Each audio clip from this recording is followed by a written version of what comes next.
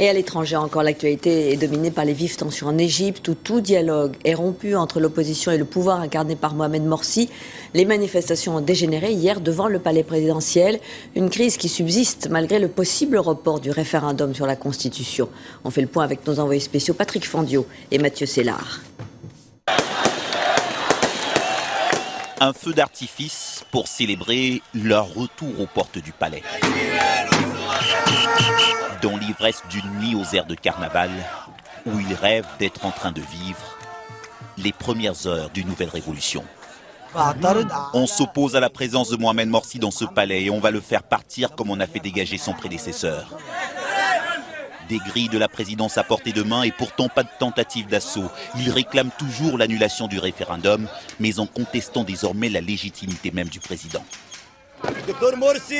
Mohamed Morsi n'a plus la légalité pour gouverner, il n'a plus rien à faire dans ce palais. Les chars de la garde républicaine n'ont pas bougé. L'armée qui se dit en faveur du dialogue n'a pas empêché les manifestants de s'approcher du palais. Comme lors de la révolte de 2011, l'opposition croit pouvoir compter sur les militaires. J'espère qu'il y aura un coup d'État. C'est la seule façon de faire partir les frères musulmans du pouvoir. J'aimerais que des officiers honnêtes le fassent très rapidement. Ce matin, un nouveau campement de tentes devant le palais où était censé se tenir l'impossible dialogue entre le président et ses détracteurs.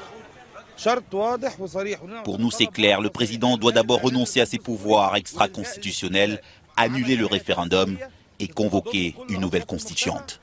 Mohamed Morsi, qu'on dit être dans son palais ce matin, n'a pas donné suite aux propos de son vice-président qui évoquait hier un possible report du référendum. Et le processus électoral sera de toutes les façons retardé puisque le vote des Égyptiens de l'étranger, qui était prévu aujourd'hui, a été repoussé à mercredi prochain.